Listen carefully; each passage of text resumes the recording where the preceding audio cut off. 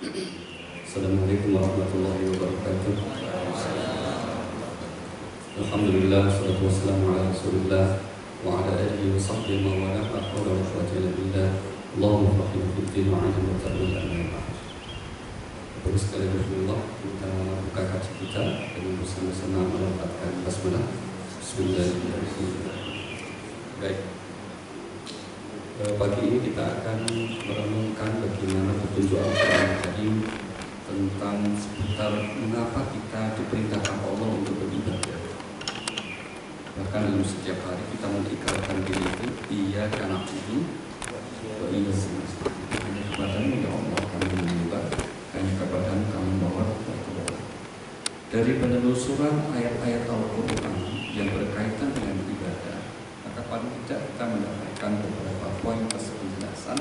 Yang pertama tentang kesan umum perintah ibadah ini dikaitkan yang pertama tentang apa? Itu adalah visi utama penciptaan manusia. Jadi Allah menciptakan manusia itu visi utamanya, tujuan utamanya adalah agar manusia itu beribadah. Ini yang disebutkan surat nomor 61 surat Az-Zariyat pada ayat yang ke-56 57, di mana Allah berfirman, A'udzubillahi minasyaitonir rajim, wa ma khalaqtul jinna wal insa illa liya'budun, ma uridu minhum min rizqin wa ma uridu an yut'imun. Ya. Surah ya, ayat 56 57. Surah 51 ayat 66 57. Yang artinya, aku tidak menciptakan jin dan manusia melainkan agar mereka beribadah kepadaku. Aku tidak menghendaki rezeki sedikit pun dari mereka, dan aku tidak menghendaki agar mereka memberi makan kepadaku. Iya, aku tidak menciptakan jin dan manusia melainkan agar seluruh aktivitas hidup manusia itu bernilai ibadah. Seperti kita ketahui bahwa ibadah yang dimaksud bukan sekedar ritual atau makhluk. Ada dua jenis ibadah para ulama membaginya. Ibadah makhluk, ibadah ritual, jenis ibadah yang aturannya, waktu pelaksanaannya, ketentuannya telah diatur dalam agama. Sholat, puasa, haji, umroh, itu namanya ibadah makhluk. Sedangkan ibadah ghairul makhluk artinya segala aktivitas hidup yang niat dan tujuannya untuk memperoleh ridha Allah itu menjadi ibadah. Nah, Allah menegaskan dalam ayat ini bahwa tujuan penciptaan itu agar seluruh aktivitas hidup manusia itu dapat bernilai ibadah. Maka kita lihat di ayat yang lain, misalnya perintah ibadah itu berkaitan dengan Allah yang maha pencipta, sedangkan kita yang diciptakan. Mari kita lihat misalnya di surah nomor 19, surah Maryam ayat yang ke-65, Allah berfirman, Rabbus samawati wal ardi wa ma bainahuma fa'budhu wastabir li'ibadati hal ta'lamu lahu samiyya. Ya, 65.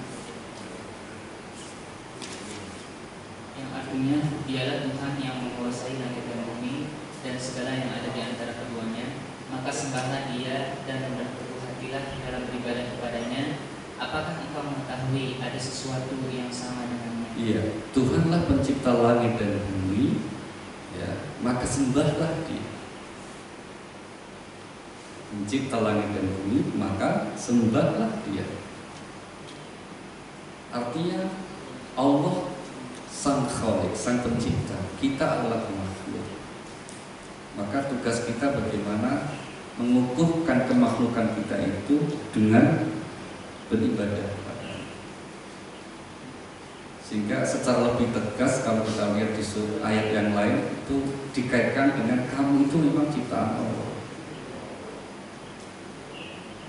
Surah nomor 2 misalnya Al-Baqarah ayat yang ke-21, secara langsung perintah ibadah dikaitkan dengan bahwa kita anak ciptaan. Ya ayyuhan nas u'budu rabbakumul ladzi khalaqakum wal ladzina min qablikum la'allakum tattaqun. Yang artinya, wahai manusia, sembahlah Tuhanmu yang telah menciptakan kamu dan orang-orang yang sebelum kamu agar kalian bertakwa. Maka sehebat apapun manusia, tetaplah dia makhluk. Tidak wajar kalau kemudian ada orang yang mempertuhankan manusia. Tidak sewajarnya orang itu menganggap manusia itu punya semacam dimensi Tuhan yang kemudian menjadikan pihak lain menganggapnya seperti Tuhan. Tidak boleh. Karena sehebat apapun tetaplah manusia itu sebagai makhluk. Maka kalau ada orang yang mempertuhankan selain Allah, yaitu sesama makhluk, bisa manusia atau bisa selain manusia, cara Allah untuk mengingatkan sederhana saja, yaitu apa? Ini ciptaan Tuhanmu yang mana? Ini ditegaskan di surah nomor 31 ya, ayat yang ke-11. Hadza khalqullah faruni madza khalaqal ladzina min duni. Yang artinya, Ayat 11. yang artinya, inilah ciptaan Allah, maka perlihatkanlah olehmu kepadaku apa yang telah diciptakan oleh sesembahanmu selain Allah. Sebenarnya orang-orang yang zalim itu berada di dalam kesesatan. Inilah ciptaan Allah. Maksudnya apa? Yang tergelar di kehidupan ini. Inilah ciptaan Allah. Sekarang tunjukkan, beritahukan kepada kami semua, kalau kamu menuhankan apa saja itu, tunjukkan mana ciptaan dia. Kan nggak ada. Wong dia itu sebagai dalam tanda petik Tuhan yang dituhankan pun juga adalah ciptaannya. Maka tidak sewajarnya seseorang itu kemudian mempertuhankan makhluk, mempertuhankan selain Allah Subhanahu wa Ta'ala. Untuk membuktikan betapa makhluk itu tidak wajar untuk dipertuhankan, cara ayat yang lain untuk dalam tanda petik mempermalukan orang yang seperti itu sederhana. Suruh memperhatikan apa? Ciptaan Allah yang paling kecil aja, sederhana saja. Yaitu apa? Allah itu tidak malu untuk membuat nyamuk. Surah nomor 2 ayat yang ke-26. Innallaha la yastahi ayyadriba masalan ma ba'udatan fama fawqa. Yang artinya, sesungguhnya Allah tidak segan membuat perumpamaan seekor nyamuk atau yang lebih kecil daripada itu. Adapun orang-orang yang beriman, mereka tahu bahwa itu kebenaran dari Tuhan. Tetapi mereka yang kafir berkata, apa maksud Allah dengan perumpamaan ini? Dengan perumpamaan ini, banyak orang yang dibiarkannya sesat, dan dengan itu banyak pula orang-orang yang diberinya petunjuk. Akan tetapi tidak ada yang dia sesatkan dengan perumpamaan itu selain orang-orang yang fasik. Iya. Sungguh Allah tidak malu atau tidak segan untuk membuat perumpamaan seekor nyamuk atau membuat seekor nyamuk sebagai bukti Allah itu Maha Kuasa.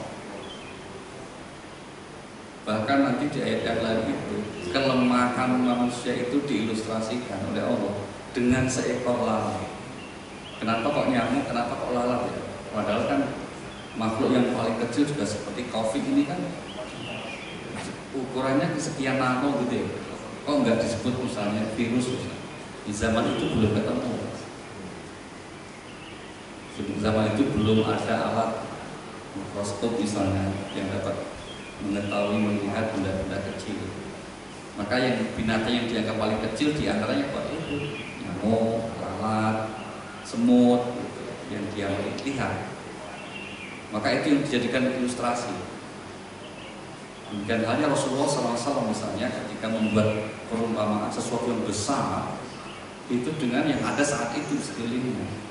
Contoh misalnya Rasulullah SAW bersabda, barang siapa yang bertakziah dia kemudian ikut menyolati maka dapat 1 qiraat. Kalau ikut menyolati plus mengantar sampai makan dapat 2 qiraat. Sahabat nanya, ya Rasulullah, apa yang dimaksud qiraat itu? Qiraat itu adalah pahala yang segede gunung Uhud. Kata Nabi, gunung Uhud. Kenapa kok Gunung Uhud? Ya di Madinah gunung paling gede adalah Uhud. Tapi bukan berarti Uhud itu gunung paling gede seluruh dunia kan?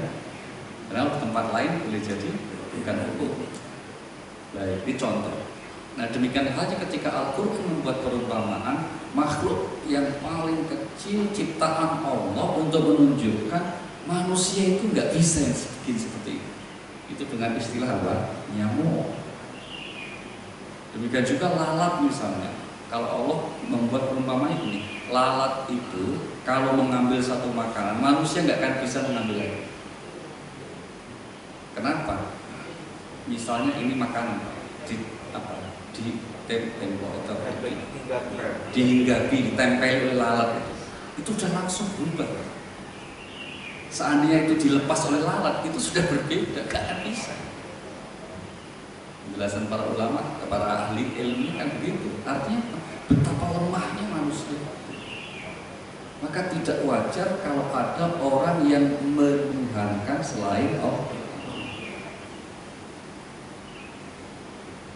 Baik, itu kesampaian tentang apa? Tentang perintah ibadah di dalam Al-Quran. Satu lagi, perintah ibadah dalam Al-Quran ini dikaitkan dengan totalitas manusia. Ini kita baca biasanya di PDF kita ya. Mari kita lihat misalnya surah 6, surah Al-An'am ayat yang ke-162. Maka dikatakan kul inna sholati wa nusuki wa mahyaya wa mamati lillahi rabbil alamin. Surah 6, surah Al-An'am ayat 162. Yang artinya, katakanlah Muhammad, sesungguhnya sholatku, ibadahku, hidupku dan matiku hanya untuk Allah, Tuhan seluruh alam. Iya. Sungguh, katakanlah sungguh sholatku, ibadahku, hidup dan matiku hanya untuk Allah. Maka totalitas kesemuanya, jangan ada yang tersisa. Bahwa hakikatnya kesemuanya kita serahkan atau lillahi rabbil alamin. Baik, itu poin yang pertama. Kemudian poin yang kedua berkaitan dengan mengapa kita diperintahkan Allah Subhanahu wa taala untuk beribadah kepada.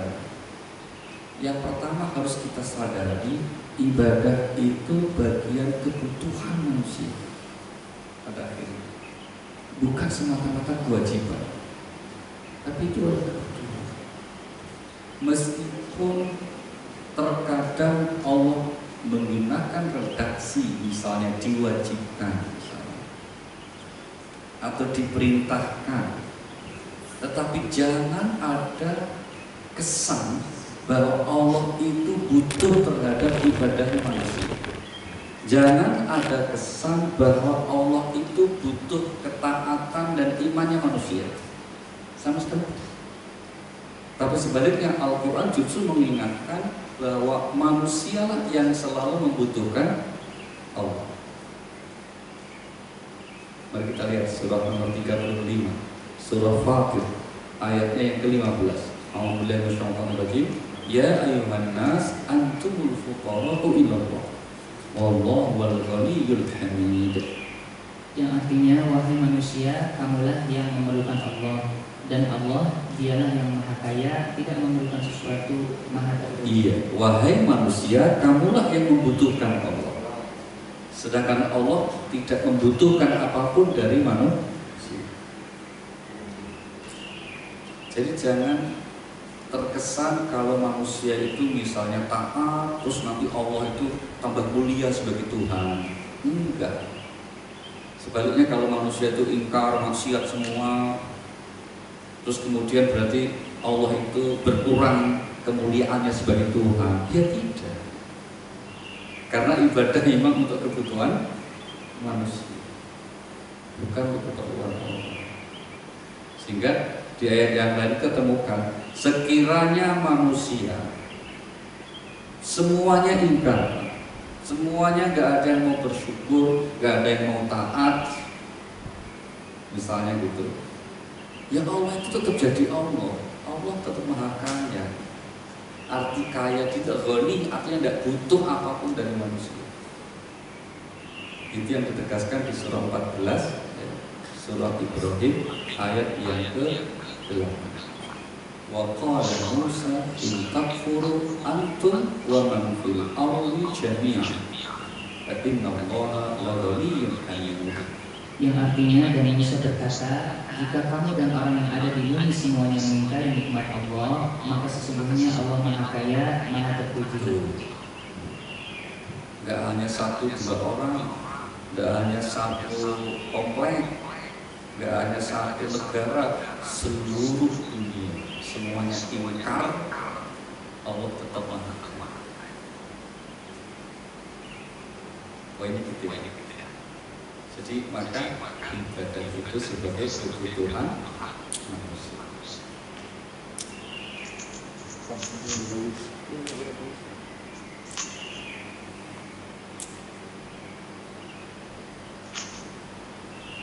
Itu yang pertama. Sehingga kita dapati penjelasan-penjelasan Al-Quran itu, kebaikan ibadah yang dilakukan manusia hakikatnya itu untuk manusia itu sendiri, bukan untuk Allah.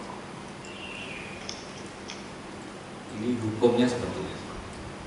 Saya ulangi, apapun bentuk kebaikan yang dilakukan manusia pada hakikatnya itu kembali kepada Allah.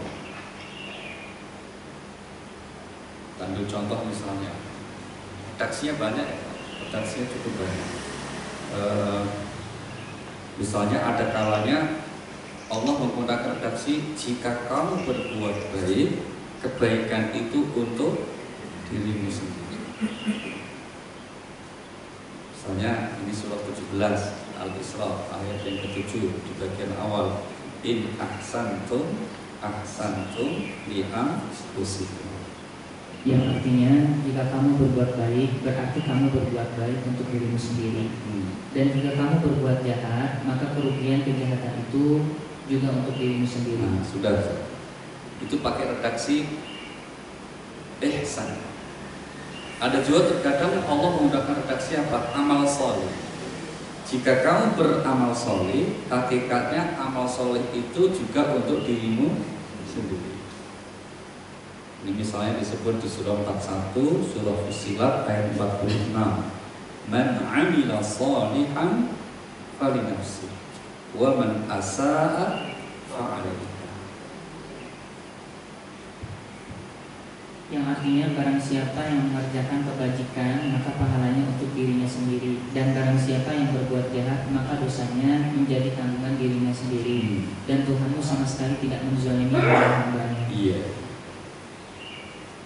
Nanti ada juga redaksi wa may yashkur fa innama yashkur li nafsihi. Dua kali disebut. Yang bersyukur berarti dia bersyukur untuk dirinya sendiri.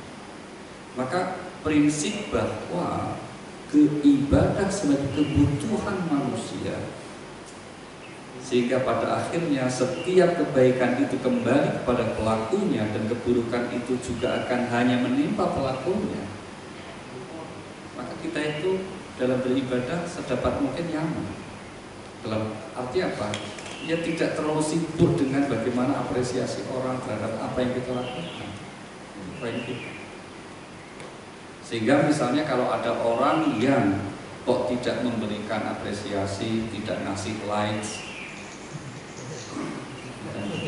yang aktif di media sosial, tidak ngasih subscribe ya,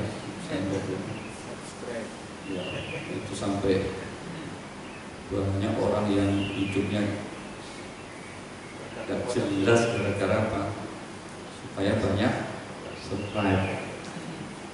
Kita sedih itu ada ini karena ada pengajar itu mengaitkan nilai pelajaran itu dengan subscribe.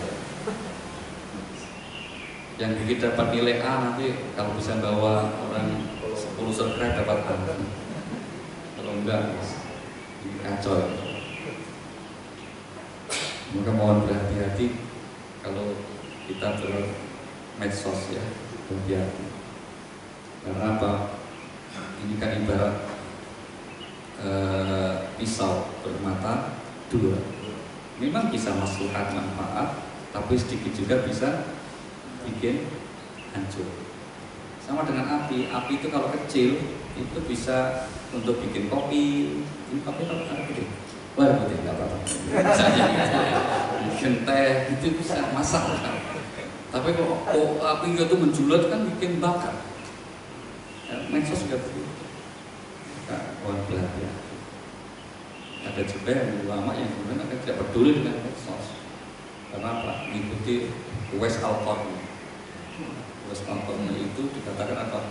Masyhurun fis sama, ghair ma'rufin fil ard.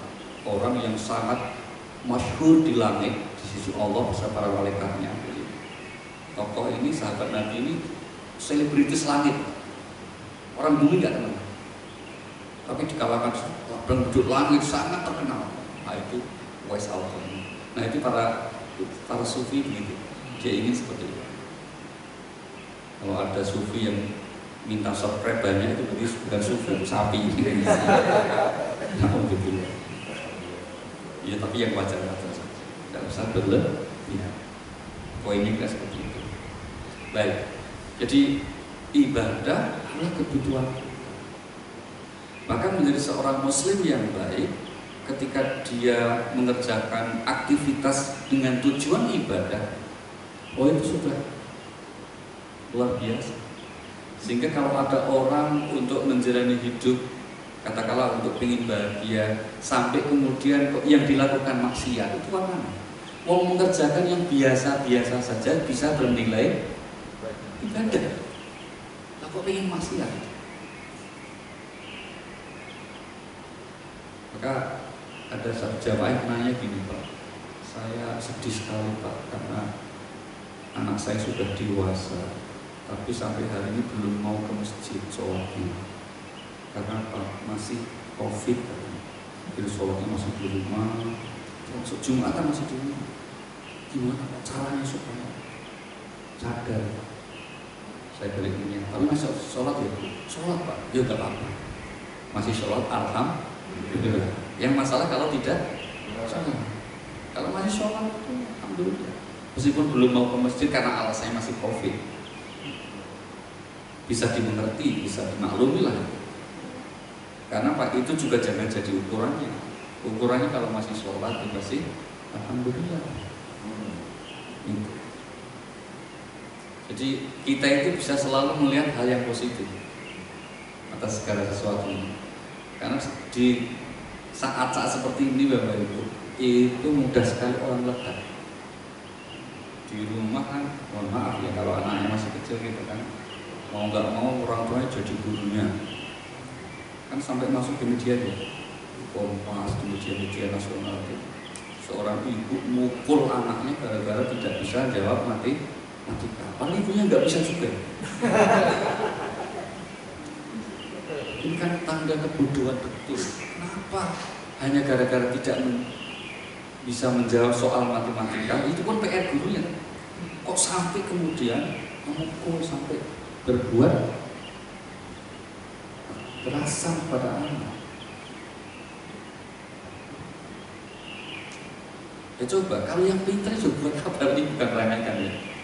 Kita kan juga dulu belajar matematika ya, dari SD sampai SMA. Setelah saya pikir-pikir ya buat apa gitu. Ternyata nggak kepake Pak, kecuali untuk jawab soal itu loh kayak gitu. Itu hidup tuh nggak kepake. Ini mohon maaf bukan karena apa? Ada orang yang dianugerahi Allah itu memang canggih matematika, wah canggih Pak. Soal 100 soal 10 menit selesai, benar semua. Ada yang begitu. Tapi ada anak yang jangankan garap atau ngerjain soal, baru lihat judul mati udah pusing. Waduh. Tambah lihat gurunya, wah tambah pusing. Makanya jangan dibanding-bandingkan. Dunia beda. Generasi kita zaman dulu dengan sekarang sudah sangat beda sekali. Gak usah jauh-jauh 5 tahun yang lalu, bukan 5 tahun. Tahun lalu kami itu masih bikin ketentuan ya. Semua santri yang di rumah itu wajib kalau sore ya itu mengumpulkan HP. Nanti diambil setelah selesai kajian jam 8 kalau diambil boleh. untuk kuliah, tetapi sore harus dikumpulkan. Dulu kan juga itu aturan mainnya di pesantren atau di sekolah nggak boleh bawa HP. Lalu sekarang sekolahannya ada di HP, gimana kira-kira? Malah dikasih kuota sama. Sekolahnya itu ada di HP. Kan baru berapa saat, itulah itu. Maka kalau itu kita nggak berpegang kepada sesuatu yang kuat, yaitu Allah Subhanahu Wa Taala, yaitu syariatnya, gampang sekali, kacau. Maka kita beruntung sebagai seorang beriman itu beruntung kita memiliki satu pegangan yang disebut akidah, ya, yang disebut keyakinan kita kepada Allah Subhanahu Wa Taala, sehingga tidak mudah goyah. Meskipun pandemi sekarang ya kita ya sebagai seorang yang beriman ya santai. Bukan berarti kemudian terus sembrono, tidak, tetap kita waspada, tapi juga jangan parno gitu loh. Ya saja. Ketika situasi normal nggak ada pandemi, Allah yang ngasih rezeki, ya sekarang tuh Allah ngasih rezeki nggak? Ya ngasih, bukan berarti Allah terus pensiun tuh nggak ngasih, enggak, biasa aja. Allah berkasih rezeki juga. Jadi Allah Ar-Razzaq, pemberi rezeki itu ya kata saja gitu. Soalnya kalau kita lihat di Al-Quran itu kan kata pemberi rezeki itu ada dua. Kata Ar-Razzaq itu cuma sekali disebut, Innallaha huwar Razzaq. Tapi yang kedua kata Ar-Raziq itu 5 kali disebut. Bedanya apa? Bukan beda, semua merujuk pada Allah. Kalau Ar-Razzaq itu pokoknya Allah yang kuasa memberikan rezeki secara sempurna. Tapi kalau Ar-Raziq itu Allah memberi rezeki itu ya 100%. Baikannya, maka jangan pernah menganggap yang ngasih rezeki itu adalah kantor kita, yang memberikan rezeki itu adalah hasil usaha kita. Kalau orang menganggap bahwa rezekinya itu karena hasil usahanya, nanti kan sama dengan korun, yang akhirnya dilaknat oleh Allah. Na'udzubillahi. Korun itu kan satu-satunya kesalahan karena menganggap kesuksesannya itu hanya karena hasil usahanya. Kita itu orang sudah terlalu dididik untuk meyakini sebab akibat berhenti di situ, sehingga kemudian melupakan Allah. Sekarang misalnya yang saya nih, COVID ini, kan faktanya sebetulnya memang belum tentu vaksinnya ya, tapi yang sembuh kan banyak. Persentase kesembuhannya itu kan banyak sekali. Padahal belum ada vaksinnya, ternyata banyak yang sembuh. Yang nyembuhin siapa? Ya Allah, kalau dokter nggak bilang Allah itu imunitasnya naik, ya nggak apa-apa ya, dokter kerjanya begitu kan? Oh iya kan begitu, terus begitu. Ya kita percaya juga, memang begitu. Nggak mungkin dokter bilang itu, oh ini karena Allah, nggak mungkin. Wah, bapak imunitasnya naik, maka harus banyak minum vitamin. Oh iya, nggak apa-apa, itu nasihat yang benar, nggak salah. Tapi sebagai seorang yang beriman, mestinya tidak berhenti di situ. Meskipun belum ketemu vaksin, ya Allah sembuh ya sembuh. Faktanya kan begitu. Jadi kita masih bersyukur, asli itu masih bersyukur. Ya, baik. Kita kembali ke ibadah tadi. Kemudian yang kedua, mengapa Allah suruh kita untuk beribadah? Salah satu tujuan utamanya itu apa? Agar manusia itu punya kesempatan atau menggunakan momen ibadah itu sebagai bentuk syukurnya kepada Allah Subhanahu wa Ta'ala. Mari kita lihat surah nomor 14 ayat 34. Wa atakum min kulli ma sa'altumu wa in ta'uddu ni'matallahi la tuhsuha. Ayat 34. Yang artinya, dan Dia telah memberikan kepadamu segala apa yang kamu mohonkan kepadanya, dan jika kamu menghitung nikmat Allah, niscaya kamu tidak akan mampu menghitungnya. Sungguh manusia itu sangat zalim dan sangat mengingkari nikmat Allah. Jika kamu menghitung nikmat Allah, kamu tidak bisa. Maka sebenarnya untuk bersyukur yang sebenarnya kita nggak bisa. Kenapa? Karena persyaratan syukur itu harus tahu apa yang disyukuri. Kan di antara definisi syukur itu para ulama mengatakan misalnya syukur dalam perbuatan itu apa? Menggunakan anugerah tersebut sesuai dengan tujuan pemberian. Ini syukur. Sedangkan untuk mengetahui apa anugerahnya itu kan nggak mungkin. Allah bilang jika kamu menghitung nikmat Allah nggak bisa. Maka untuk syukur yang sebenar-benar syukur nggak bisa. Nah, untuk menjembatani ketidakbisaan syukur kita itulah maka kemudian kita beribadah kepada Allah. Niatkan itu untuk bentuk syukur kita kepada Allah. Jadi bukan semata-mata karena Allah memberi pahala. Jangan sibuk di situ. Seandainya Allah nggak ngasih pahala, Allah tidak memberikan katakanlah ancaman dengan adanya neraka, memang sudah sewajarnya kita itu beribadah. Karena apa? Allah banyak memberi nikmat yang kita tidak bisa menghitungnya. Ingat Bapak Ibu, kenapa seringkali, bukan seringkali ya, Al-Quran itu menyebut bahwa surga itu sebagai rahmat Allah. Coba lihat surah nomor 3 Al-Imran ayat 107. Wa ammal ladzina bayyadhat wujuhuhum fa fi rahmatillah hum fiha khalidun. Yang artinya dan milik Allah apa yang ada di langit dan 107 bawah. Dan adapun orang-orang yang berwajah putih berseri, maka mereka berada dalam rahmat Allah, surga mereka kekal di dalamnya. Mereka berada dalam rahmat Allah, surga.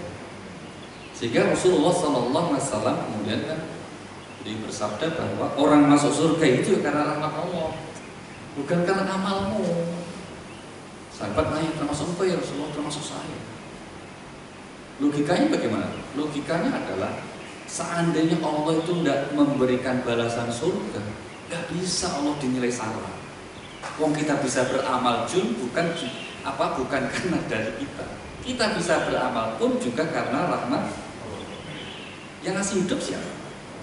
Yang ngasih modal kita untuk bisa beramal, misalnya apa? Kita diberi rezeki sehingga punya baju yang bagus untuk ke masjid, untuk ibadah. Kalau kemudian rezeki bisa umroh, semuanya itu atas anugerah Allah.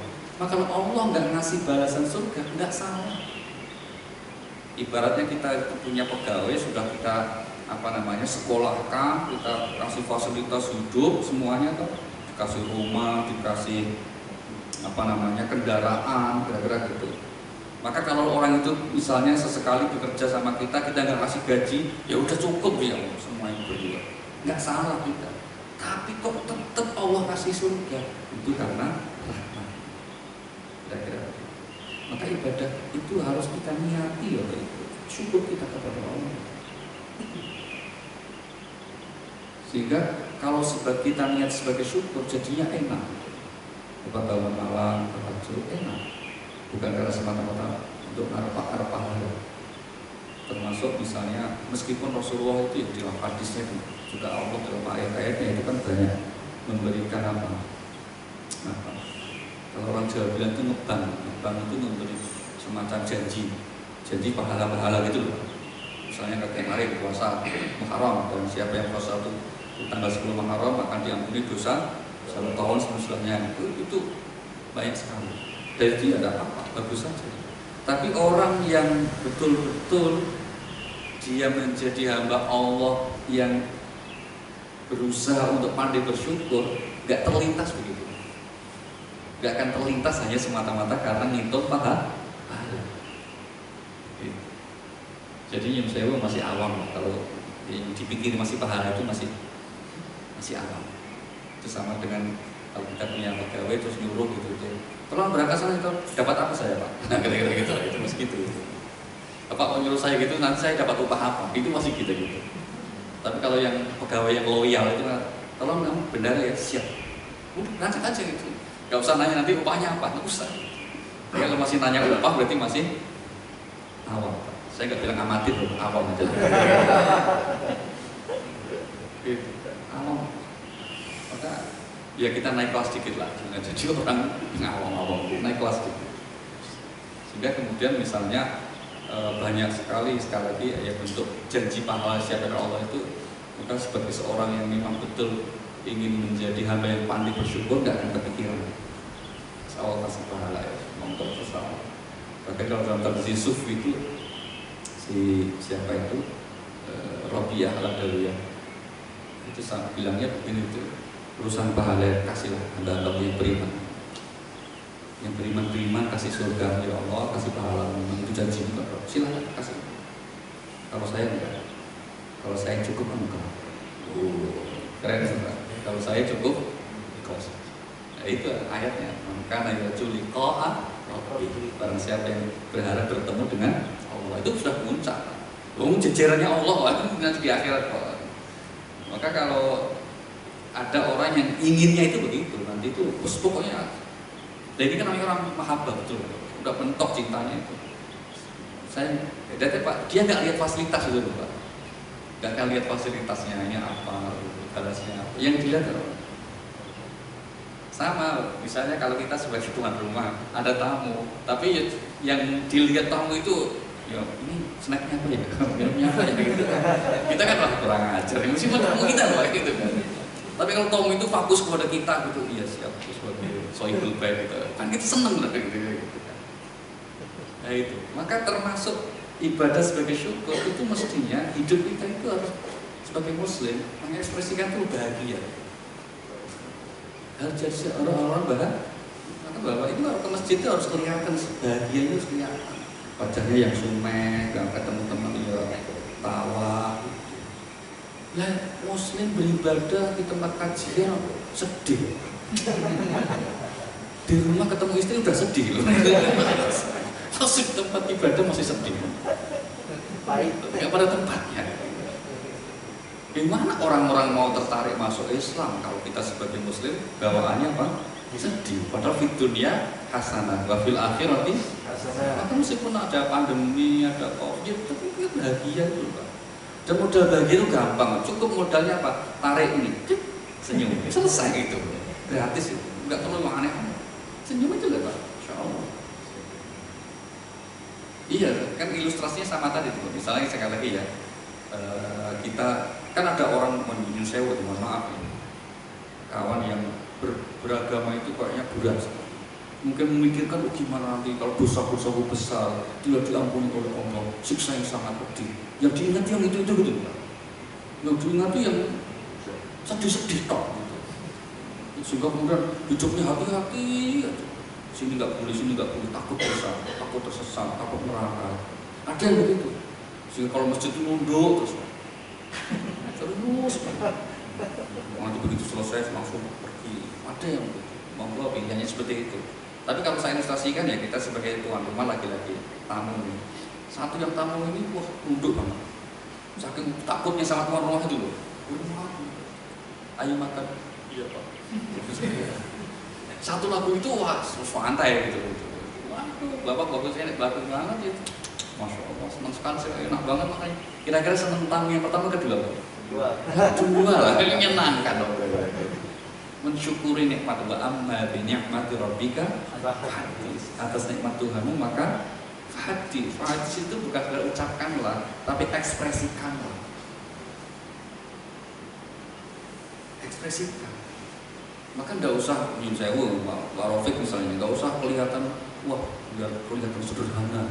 Kemudian pakai baju yang kacau, biasa aja, disyukur. Pakai apa namanya? Yang wajar gitu loh. Beragama itu yang wajar.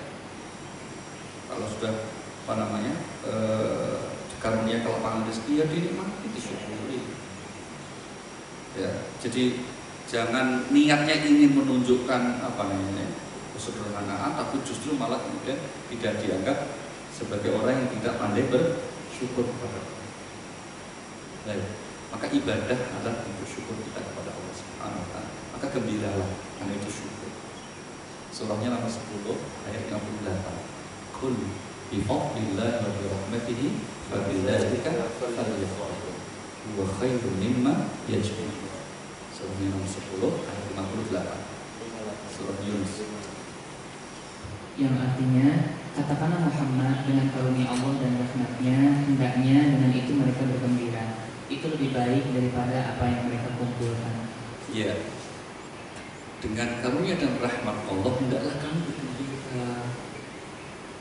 Ya, bergembira dengan karunia seperti itu. Karena apa, itu semua itu lebih bagus dari apa yang kamu kumpulkan. Yang biasa dikumpulkan manusia, Bapak, harta benda. Dikatakan kamu bergembira itu dengan apa itu? Itu dengan ketaatan dan keimanan. Itu maksudnya apa? Itu maksudnya karunia Allah yang besar, bukan dengan materi. Maka sekali lagi kalau ada orang untuk bahagia, untuk gembira kok hanya bersandar pada materi, itu ujungnya kadang-kadang malah maksiat. Yang untuk gembira saja kok harus berbuat maksiat. Ini kan aneh. Berbuat kebaikan saja, berbuat yang mubah dibolehkan dulu, itu banyak sekali nggak terkena. Dan itu bisa mudah bahagia. Ini selesai kajian kita, ini orang bahagia semuanya. Amin gitu loh. Gitu ini malah dibaca. Ya kan? Ini orang bahagia semua. Kelihatan orang bahagia itu agak ngantuk gitu. Paling ngaji pada subuh gitu ya, mesti ngantuk biasa. Ya, kalau ngaji nyari sandaran biasa Pak itu. Biasa. Mana lah ya. Itu rezeki ya. Itu malah sudah dianggap itu sebagai tempat yang wadah begitu. Nanti kita pulang, selesai sampai ke rumah sama keluarga ngopi-ngopi. Nanti jalan pagi, sudah siang, duha, terus kemudian santai sama keluarga lagi, siap-siap. Itu aja itu kan kita jalani dengan rasa syukur, kan bahagia banget. Lah kok mikir mau maksiat gitu? Kok mikir mau soalnya mau mohon maaf kalau mau langsung maksiat, nyari untuk mabuk, nyari. Biasa-biasa aja kita jalani itu sudah sangat membahagiakan. Nah itu apa? Itu tanda orang syukur kepada Allah Subhanahu wa Ta'ala. Baik, satu lagi ya baik. Ibadah itu seyogianya kita niati ya sebagai momen kita berserah diri kepada Allah Subhanahu wa Ta'ala. Karena apa? Karena memang tidak semua yang menimpa kita itu seperti yang kita inginkan. Saya ulangi, kita itu tidak bisa memastikan supaya menimpa kita itu semuanya yang kita inginkan. Meskipun hawa nafsu kita pinginnya ya semua seperti keinginan kan. Orang itu kalau bisa ya muda foya-foya, tua kaya raya, mati masuk surga mbahmu. Enggak ada. Oh ini kita sudah punya udah perencanaan tahun lalu, ternyata tetap pandemi misalnya. Ini kita nggak tahu sampai kapan nih Pak. Gue semuanya, masya Allah ya. Betul-betul ini contoh betul kita itu memang harus walam yakul lahu kufuwan ahad. Iya kan wujud contoh saat ini nggak bisa gitu. Hanya mengira-ngira semuanya kira-kira, memperkirakan. Kan di awal Maret, April itu kan semua hampir yakin ya Pak. Ini puncaknya nanti bulan Juli. Maka Agustus sudah melandai gitu kan. Oh, berarti September sudah tenang gitu. Mantap. DKI apalagi Pak Gubernurnya Pak Anies bilang itu sedang situasi galak. Itu gimana lagi? Tapi sekali lagi kita karena hidup ini juga ya ngatur ya Allah, yang menciptakan juga Allah. Jangan pernah berpikir bahwa kemudian yang ngasih keselamatan, kesehatan sebelum normal itu kita, enggak. Yang ngurus kita itu Pak, ketika situasinya normal, belum ada pandemi, yang ngurus kita siapa? Ya Allah. Maka kalau pas pandemi yang ngurus ya tetap Allah. Dan Allah ya sama itu loh Pak, nggak berubah. Jangan dipikir nanti sebelum pandemi Allah itu wah gimana gitu. Enggak, tetap sama. Maka itulah. Kalau kita merasa sedang dapat kesulitan, dengan ibadah itu momentum kita untuk berserah diri, betul-betul pasrah kembali kepada Allah Subhanahu. Dan itu semua para nabi mengajarkan demikian. Allah supaya kemudian manusia itu mau betul-betul kembali kepada Allah. Contoh mari kita lihat Nabi Yakub misalnya, surah nomor 12, surah Yusuf ayat yang ke-86. Allah berfirman apa? Merekam ucapan Nabi Yakub, qala innama ashku bathi wa huzni ila Allah wa a'lamu minallahi ma la ta'lamun. Yang artinya dia Yakub menjawab, hanya kepada Allah aku mengadukan kesusahan dan kesedihanku, dan aku mengetahui dari Allah apa yang tidak kamu ketahui. Hanya kepada Allah aku mengadukan kesusahanku, kesedihanku, duka deritaku. Aku tahu dari Allah yang kamu tidak tahu. Maka Bapak Ibu, kenapa orang yang diberikan anugerah dengan pengetahuan ya dari Allah itu apa? Ya di Al-Quran, maksudnya di agama. Ya, misalnya kehidupannya terasa lebih tenang, lebih damai. Jawabannya ini, aku tahu dari Allah, maksudnya dari Al-Quran, dari petunjuk agama, sedang kamu tidak tahu. Karena kamu belum belajar. Maka tidak usah hilang kalau ada sebagian orang menyikapi situasi seperti ini terus kemudian cenderung putus asa, cenderung marah-marah, cenderung tidak bisa kontrol diri. Ya kan nggak tahu dari itu. Kalau kita kan insya Allah dengan terus kita istiqomah belajar, istiqomah mohon kepada Allah, istiqomah kita beribadah, akhirnya diberikan ketenangan. Tapi poin kita apa kata Allah tadi? Yakub mengatakan hanya kepada Allah aku mengadukan duka derita, kesedihan.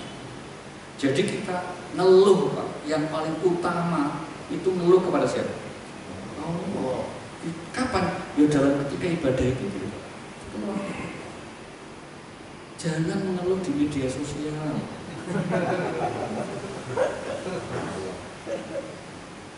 Status tuh yang optimis tuh. Bikin status hari Senin, statusnya apa itu? Sampai kapan ini terjadi? Selasa ganti lagi. Apa salahku? Lu nanya. Yang suruh jawab tuh siapa? Gak ada gunanya kita ngeluh. Gak menyelesaikan masalah apa. Justru tambah sulit. Maka lebih baik ya kita syukuri kita masih diberi kesempatan ini. Dan kalau ada saudara kita yang kemudian dipanggil oleh Allah karena COVID, ya kita doakan semoga husnul. Jangan dianggap aib gitu. Nah kalau bayang itu berat kan, beratnya. Ada kawan kami itu, masya Allah, bapak ibunya kena. Sekarang di rumah sakit dua-duanya. Itu sudah itu. Kemungkinan cuma 2. Saat mengantar rumah sakit selesai. Kan begitu kan, kalau COVID kan langsung meninggal, protokol nggak bisa ketemu lagi kan? Atau diizinkan Allah untuk sehat kembali kumpul. Cuma itu aja. Memang batasnya tipis sekali. Tapi sekali lagi tidak berkembang kita kemudian berlebihan untuk takut. Tapi juga jangan sembrono. Kita istiqomah. Jadi karena apa? Ya kita punya Tuhan yang terus sejak itu. Kita punya Allah yang memang yang maha pengasih, maha penyayang. Wah itu sifat Allah yang paling banyak disebut Al-Quran itu 2 itu, maha pengasih, maha penyayang. Ar-Rahman, Ar-Rahim. Hampir 160 kali lebih disebut Al-Quran. Belum sifat-sifat lain yang sebetulnya juga satu makna, yaitu apa? Allah yang maha baik. Maka kita dengar istilah apa? Jamali Allah. Sifat-sifat Allah yang maha indah, yang bentuk rahmat kasihnya itu sederhana. Maka tidak pada tempatnya kita berkecil hati, karena ketika kita ibadah itu hakikatnya kita sedang menyerahkan urusan hidup kita, menyerahkan kesulitan-kesulitan hidup kita kepada yang akan membantu menyelesaikan masalah kita. Jangan dipikir Allah sekarang pensiun loh, Allah tetap seperti itu. Wa kullu yaumin huwa fi sya'in. Setiap hari Tuhan itu sibuk. Sibuk apa? Yudabbirul amr. Ya, untuk mengurus hambanya, mengurus segala urusan. Urusan diurus, termasuk urusan COVID ya Allah urus ini. Ya, mungkin dibiarkan. Sampai kapan? Tidak usah nanya, mungkin keputusannya Allah. Yang penting bagaimana kalau kita bisa berserah diri dengan portal janji Allah apa? Surah nomor 2 Al-Baqarah 112. Bala man aslama wajhahu lillahi wa huwa muhsin falahu ajru 'inda rabbih wa la khaufun 'alaihim wa la hum yahzanun. Yang artinya tidak, barang siapa menyerahkan diri sepenuhnya kepada Allah dan dia berbuat baik, dia mendapatkan pahala di sisi Tuhannya dan tidak ada rasa takut pada mereka dan mereka tidak bersedih hati. Barang siapa yang berserah diri kepada Allah dan dia berbuat kebaikan, maka tidak akan ada kekhawatiran dan tidak akan ada kesedihan. Saya ulangi, tidak akan ada kekhawatiran dan tidak ada kesedihan. Untuk siapa? Orang yang berserah diri kepada Allah Subhanahu wa Ta'ala. Baik, mungkin demikian sebelumnya dapat kita sampaikan. Kalau masih ada kesempatan waktu, masih ya? Sudah selesai? Sedikit. Untuk kalau mau diakhiri atau ada sesi tanya jawab mungkin kami bisa. Baiklah para jamaah sekalian rahmatullah, sangat menarik sekali kajian pagi hari ini.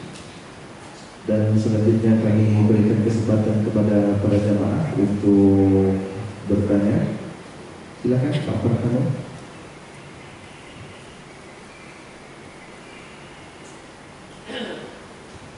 Assalamualaikum warahmatullahi wabarakatuh. Ini terkait dengan penjelasan bahwa ya Allah yang mengatur kita semua, kita berserah diri kepada Allah Subhanahu wa Ta'ala gitu. Ini saya mau bertanya sebagai muslim, untuk bagaimana cara sebaiknya kita menjembatani antara konsep berserah diri kepada Allah Subhanahu wa Ta'ala dengan konsep akal yang diberikan kepada kita sebagai manusia. Jadi apa maksudnya? Dan kita bilang bahwa kalau kita berserah diri mengabulkan, insya Allah akan mengurus kita semua. Gitu. Nah, lalu bagaimana dengan maksud akal? Kita punya akal, apakah kita apakah kita punya kewajiban sebagai muslim untuk mengoptimalkan akal yang diberikan kepada kita, atau kita harus mengoptimalkan pasrah diri kepada Allah Subhanahu wa Ta'ala, atau gimana cara yang paling efektif yang paling best untuk menjembatani antara konsep berserah diri dengan konsep akal. Terima kasih. Pertanyaan bagus sekali Pak. Berserah diri itu pada aspek batin ya Pak, hati Pak, bukan di akal dan tenaga. Kalau akal dan tenaga harus diperes untuk melakukan yang terbaik. Begitulah Al-Quran mengajarkan, begitulah para nabi mencontohkan. Maka misalnya apa? Di surah 9 105 Allah bilang wa qul i'malu, bekerjalah, usahalah semaksimal. Ya kan? Surah 9 At-Taubah 105 wa qul i'malu fa sayarallahu 'amalakum wa rasuluhu wal mu'minun wa saturadduna ila 'alimil ghaibi wasyahadah fa yunabbi'ukum bima kuntum ta'malun. Yang artinya, dan katakanlah, bekerjalah kamu, maka Allah akan melihat pekerjaanmu, begitu juga Rasulnya dan orang-orang mukmin. Dan kamu akan dikembalikan kepada Allah yang mengetahui yang gaib dan yang nyata. Lalu diberitakan kepadanya, kepada kamu apa yang telah kamu kerjakan. Bekerjalah. Maka kemudian problem kita Pak, umumnya termasuk kaum muslim itu, tawakal itu dianggapnya menihilkan usaha. Gitu. Jadi kalau orang bekerja dianggap nggak tawakal, itu salah. Kalau orang bekerja keras, serius, itu dianggap kurang tawakal. Kamu nggak usah kerja, jatah rezekimu pasti dapat. Oh salah, keliru. Gitu. Maka konsep umumnya apa? Tenaga dan pikiran kita harus kita kerahkan semaksimal mungkin sebagai bentuk syukur kita kepada Allah. Itu menggunakan akal ini Pak, untuk jangan nggak digunakan. Maka ada sindirannya kepada kita ini orang Indonesia, khususnya Muslim itu kan, ketika ada festival otak Pak, pameran otak di Jerman itu, yang paling laku keras otaknya orang Indonesia. Banyak dicari Pak. Kenapa? Jarang dipakai Pak. Jarang dipakai. Wah ini bagus nih, argonya serendah ya. Otaknya orang Jepang, Korea, Jerman, wah nggak laku, diperas-peras gitu kan. Sindirannya kok kita begitu Pak. Nah, itu salah. Padahal mereka dulu itu maju juga karena kontribusi para ilmuwan Muslim. Di abad pertengahan kan kita kan menguasai dunia karena apa? Karena kemampuan kita mengerahkan berpikir itu Pak. Para ilmuwan kita misalnya Pak Ibnu Sina, Ibnu Rus, itu kan bapak kedokteran di era modern. Dia boleh menghargai anugerah Allah berupa kata ini.